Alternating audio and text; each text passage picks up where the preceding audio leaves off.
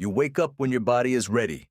No alarm, no schedule, no place you need to be. For roughly 300,000 years, this wasn't a hypothetical. This was every single morning. Right now, you probably woke up to a beeping phone, jolted out of a dream mid-sentence. Your heart rate spiked before your feet even hit the floor. That's not how your brain was built to wake up. That's not how it worked for almost the entire history of your species. So what changed? And more importantly, what did we lose? Let's rewind. Your ancestors didn't sleep in a bed in a locked room with blackout curtains and a phone charging 6 inches from their skull. They slept in the open or close to it, fire crackling nearby, other bodies breathing in the dark beside them, and their sleep looked nothing like yours. In 2015, sleep researcher Jerome Siegel led a landmark study published in the journal Current Biology. His team strapped sleep tracking devices onto 3 modern hunter-gatherer and forager horticulturalist groups, the Hadza of Tanzania, the San of Namibia, and the Tsimane of Bolivia. These are 3 of the last populations on Earth still living without electricity, without clocks, without any of the sleep technology we take for granted. What did they find? These groups slept less than most Westerners assume, around 6.5 hours a night on average, not 9. Not 8, and almost none of them napped. Here's the part that broke a popular myth. For decades, some historians assumed ancient humans slept in 2 distinct chunks, a first sleep and a second sleep, with an hour or 2 of quiet wakefulness in between. That idea comes largely from the historian A. Roger Ekirch, who documented this segmented sleep pattern in pre-industrial European texts, diaries, and court records in his book, At Day's Close. People would wake around midnight, pray, talk, have sex, tend the fire, then drift back down until dawn. But Siegel's hunter-gatherer data told a different story. The Hadza, San, and Tsimane slept in one continuous block. No midnight gap. No candlelit journal entries about the in-between hours. So which one is natural? The truth is messier than either camp wants to admit. Segmented sleep may have been a feature of cold, dark, pre-electric agricultural societies, not a universal human default stretching back to the savannah. Why the difference?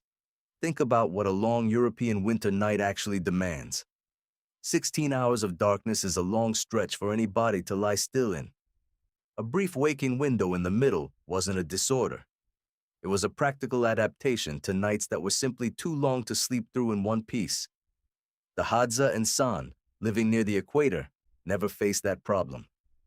Their nights don't stretch and shrink with the seasons the way nights do at higher latitudes. Less darkness to fill, less need to split it. This is where the story gets more interesting than a simple, ancient humans did X headline. There may never have been one single ancestral sleep pattern at all. Sleep, it turns out, bent itself around geography, season, and daylight.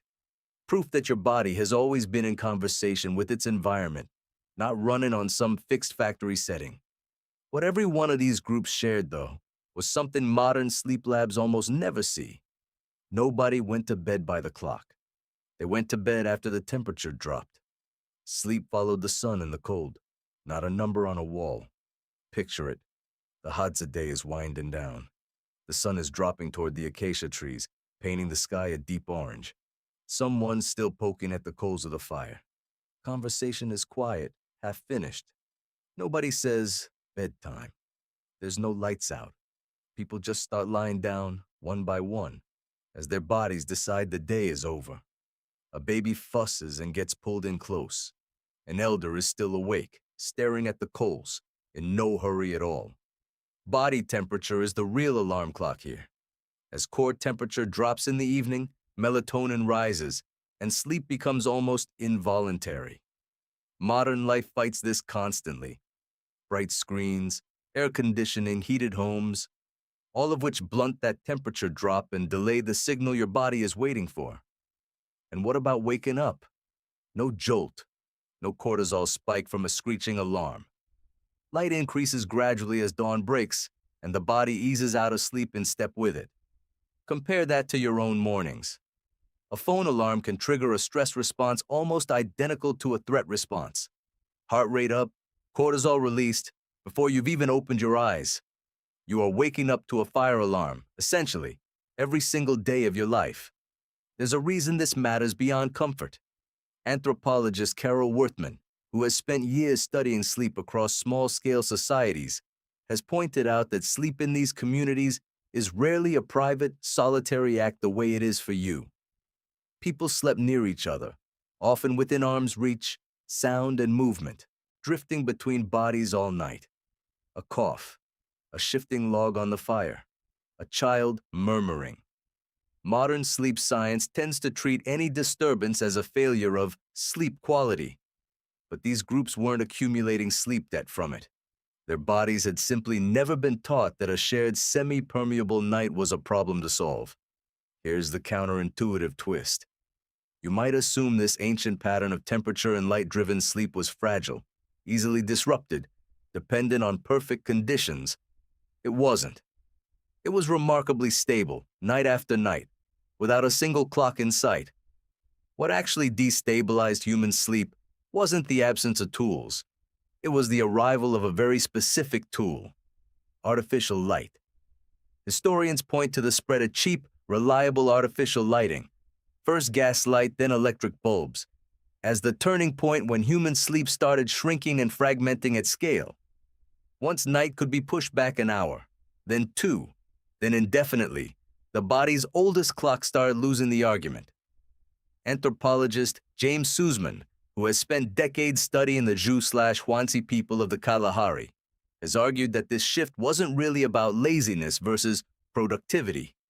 It was about disconnecting human rhythm from the planet's rhythm for the first time in our species' history. So bring it back to you. Tonight, your bedroom will likely be lit by a phone screen an hour before you try to sleep. Your body still expects the same falling temperature, the same fading light, the same ancient signal your ancestors' bodies waited for around every fire that ever burned. Instead, you'll get blue light suppressing your melatonin, a mattress that never quite matches the outdoor drop in temperature, and a battery-powered device ready to jolt you awake regardless of where you are in your sleep cycle. Ancient humans didn't have insomnia in the way modern populations report it today. Researchers studying the Hadza specifically noted an almost complete absence of the sleep complaints that plague industrialized societies. No reported insomnia, no lying awake staring at the dark. Not because their lives were easier. If anything, their days involved more physical exertion, more exposure to real danger, more uncertainty about tomorrow's food. But their sleep environment was doing exactly what it evolved to do. Consider the sheer number of variables your ancestors' bodies never had to fight. No blue light bleeding out of a screen at 11 p.m. No caffeine metabolizing at 9 p.m. from an afternoon coffee. No thermostat locked at a constant 70 degrees, refusing to signal night to a brain that's still waiting for the temperature to drop. Every one of these is a small, quiet override of a system that took hundreds of thousands of years to build. None of them existed for 99% of human history. All of them are considered completely normal for you.